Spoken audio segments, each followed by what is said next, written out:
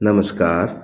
इससे पहले कि आप इस किताब में खो जाएं, मेरे चैनल बुकज़िला को लाइक, सब्सक्राइब और शेयर कर दीजिए ताकि मुझे लगातार प्रोत्साहन मिलता रहे और आपके लिए नई-नई किताबें पढ़ने के लिए मिलें।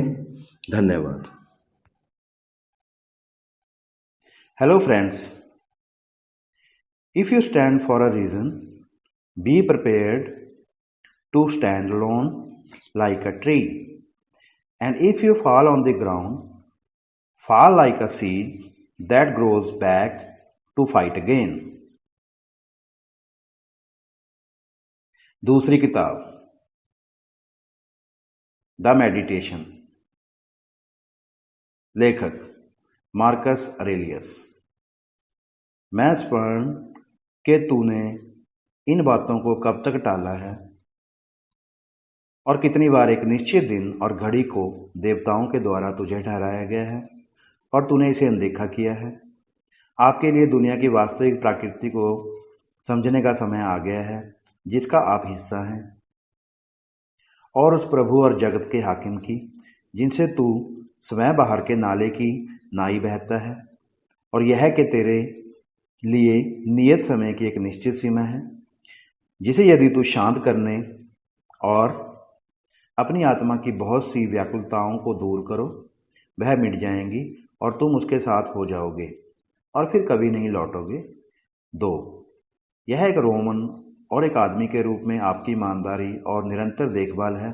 जो कुछ भी आप करते हैं वह सच्चे और अभेद्य गुरुत्वाकर्षण, प्राकृतिक स्नेह, स्वतंत्रता और न्याय के साथ हैं, और अन्य सभी चिंताओं और कल्पनाओं के लिए आप कैसे कर सकते हैं उनका मन हल्का करो। जो तू करेगा यदि आप हर कार्य को अपने अंतिम कार्य के रूप में करते हैं, सभी व्यर्थता से मुक्त, तर्क से सभी आवेशपूर्ण और जानबूझकर विचलन और सभी पाखंड और आत्म प्रेम और उन चीज़ों से नापसंद जो कि भाग्य या भगवान की नियुक्ति के कारण है तुम्हारे साथ हुआ। आप देखते हैं कि वे चीज़ें जो एक व्यक्ति के लिए एक समृद्ध मार्ग पर धारण करने के लिए और एक दिव्य जीवन जीने के लिए आवश्यक हैं, बहुत अधिक नहीं है, क्योंकि देवताओं को किसी भी व्यक्ति की आवश्यकता नहीं होगी। 3. करो आत्मा, करो अपने आप को गाली देना और तिरस्कार करना, तो भी कुछ समय और तेरा आदर करने का समय समाप्त हो जाएगा।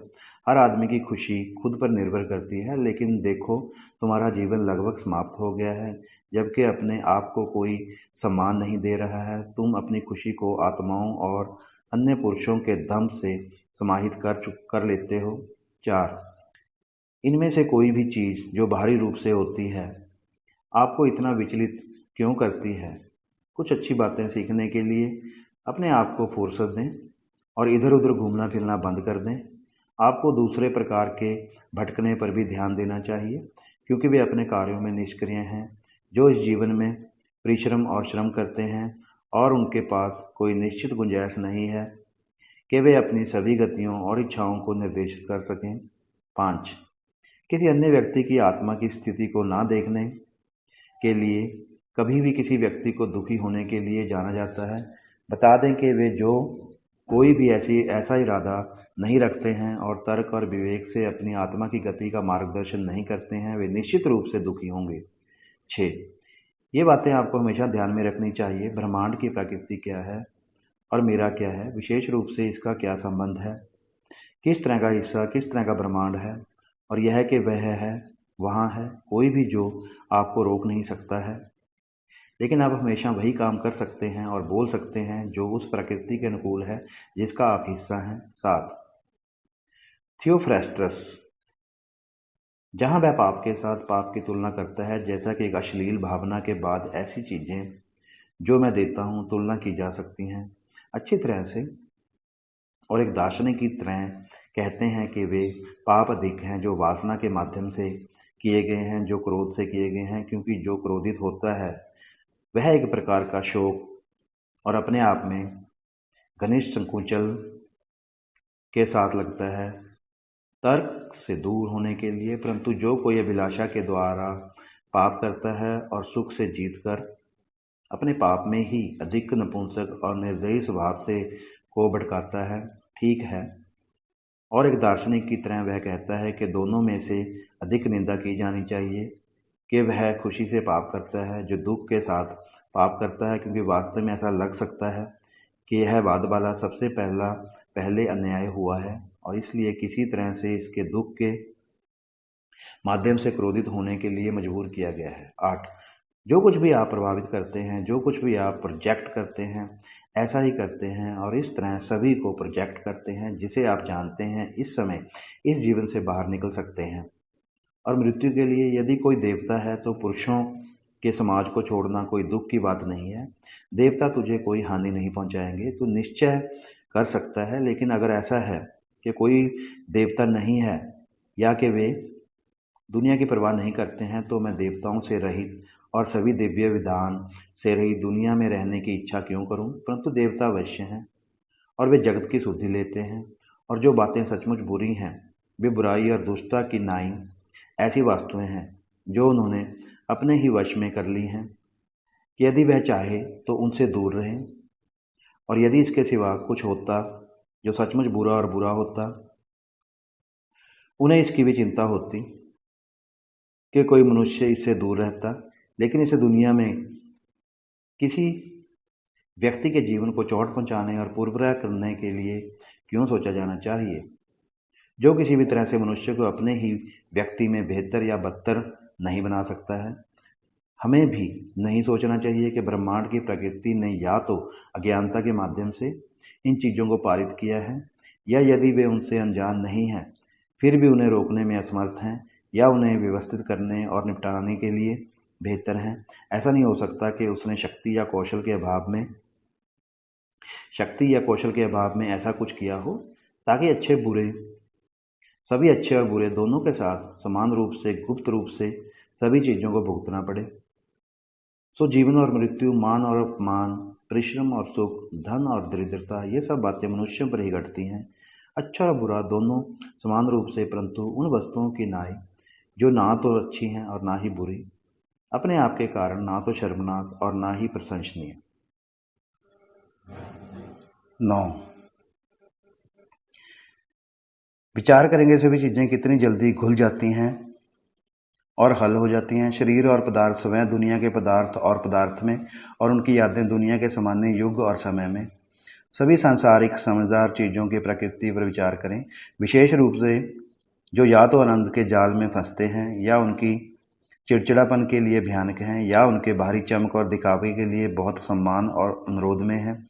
कितने नीच और तिरस्कारपूर्ण, कितने आधार और भ्रष्ट, सभी सच्चे जीवन से कितने निराश्रित हैं, और वे हैं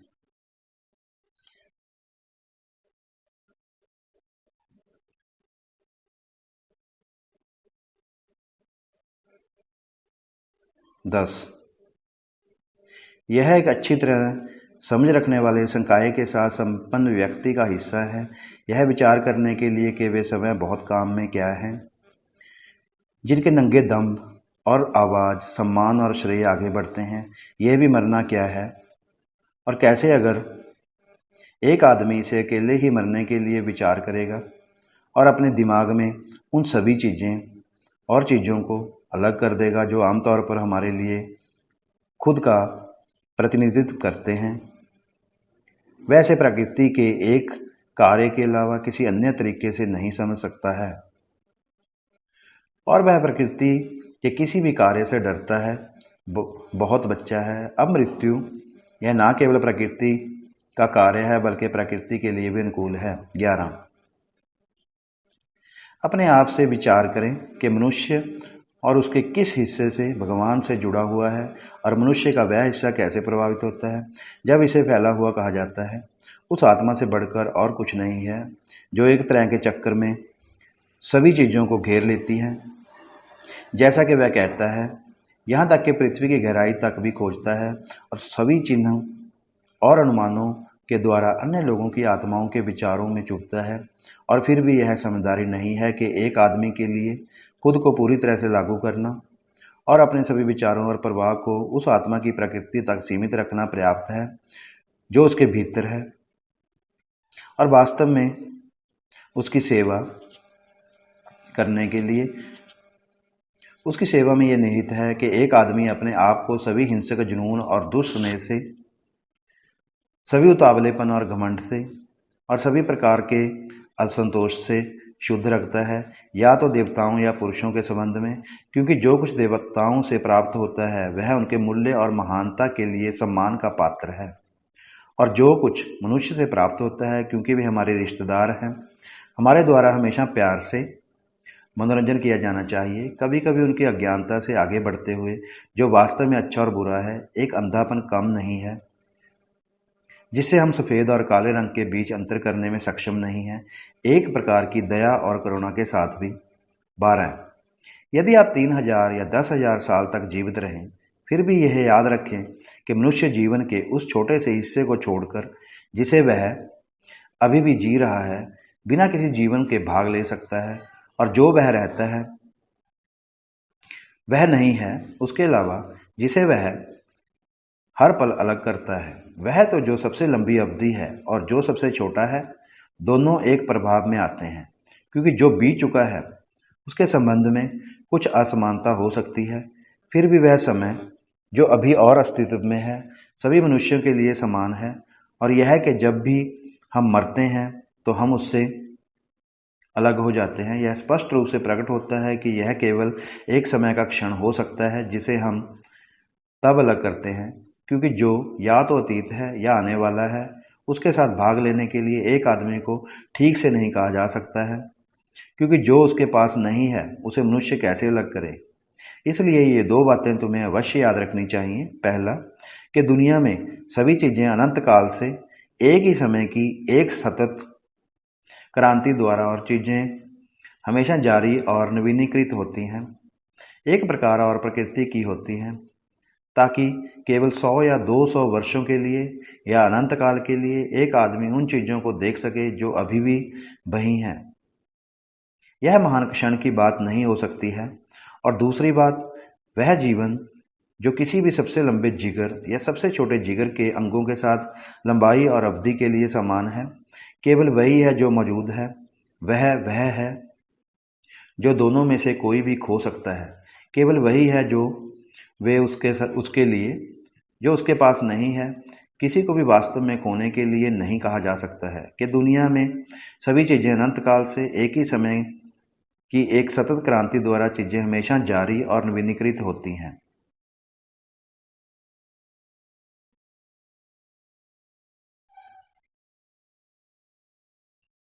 13 याद रखेंगे सब कुछ राय और दंभ के अलावा है, क्योंकि वे बातें स्पष्ट और स्पष्ट हैं जो कि निंदक मोनिमस से बोली गई थी, और जितना स्पष्ट और स्पष्ट है उतना ही उपयोग जो उन चीज़ों से किया जा सकता है, यदि वह जो उनमें सत्य और गंभीर हैं, साथ ही साथ वह भी प्राप्त होता है जो मीठा और प्रसन्न होता है।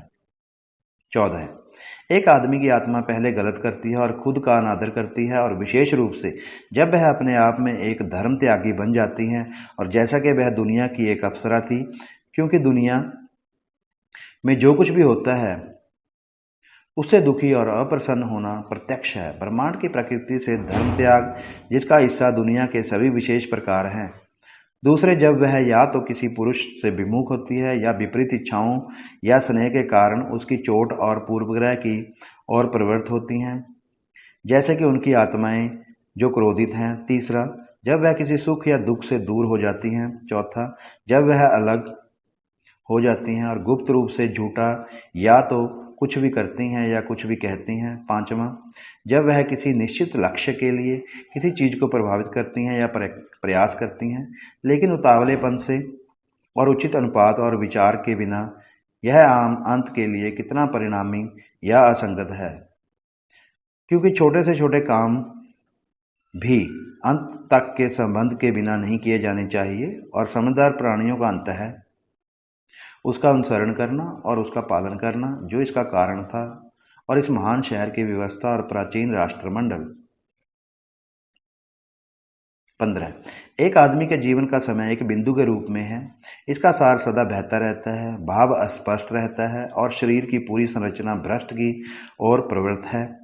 उसकी आत्मा बेचैन है भाग्य निश्चित है और प्रसिद्धि संदिग्ध है। संक्षिप्त होना एक धारा के रूप में शरीर से संबंधित सभी चीज़ें हैं, स्वप्न के रूप में या धुएं के रूप में, वैसे ही जो आत्मा के हैं। हमारा जीवन एक युद्ध है और एक मात्र तीर्थ है। जीवन के बाद प्रसिद्धि गुमनामी से बेहतर नहीं है।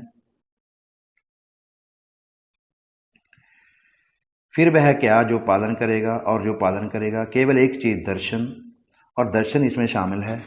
एक आदमी के लिए उस आत्मा को संरक्षित करने के लिए जो उसके भीतर है,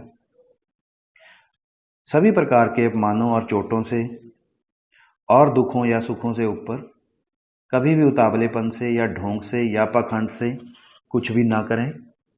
पूरी तरह से खुद पर और अपने उचित कार्यों पर निर्भर रहने के लिए, सभी चीज़ें जो उसके साथ होती हैं उसे संतोषपूर्वक गले लगाने के लिए, उसी से आने के लिए जिससे वह खुद भी आया था, और सबसे बढ़कर सभी नम्रता और शांत प्रफुल्लता के साथ मृत्यु की अपेक्षा करना, और कुछ नहीं बल्कि उन तत्वों के संकल्प के रूप में जिनसे हर प्राणी बना है। और यदि तत्वों को समय एक दूसरे में उनके निरंतर परिवर्तन से कुछ भी नुकसान नहीं होता है, तो वह विघटन और परिवर्तन जो सभी के लिए इतने सामान्य हैं, किसी को भी इससे डरना क्यों चाहिए?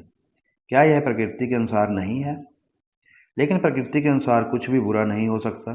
सभी नम्रता और शांत प्रफुल्लता के साथ मृत्यु की अपेक्षा करना, और कुछ नहीं बल्कि उन तत्वों के संकल्प के रूप में।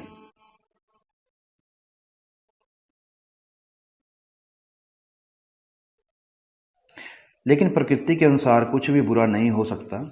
किसी से क्यों डरना चाहिए? क्या यह प्रकृति के अनुसार नहीं है? लेकिन प्रकृति के अनुसार कुछ भी बुरा नहीं हो सकता। जब मैं कर्नाटक में था। धन्यवाद। यह पुस्तक यहीं समाप्त होती है। आपका बहुत बहुत धन्यवाद। तीसरी किताब बहुत जल्द आने वाली है, इसलिए मेरे चैनल को सब्सक्राइब कर दीजिए ताकि मुझे लगातार प्रोत्साहन मिलता रहे। आपका बहुत बहुत धन्यवाद।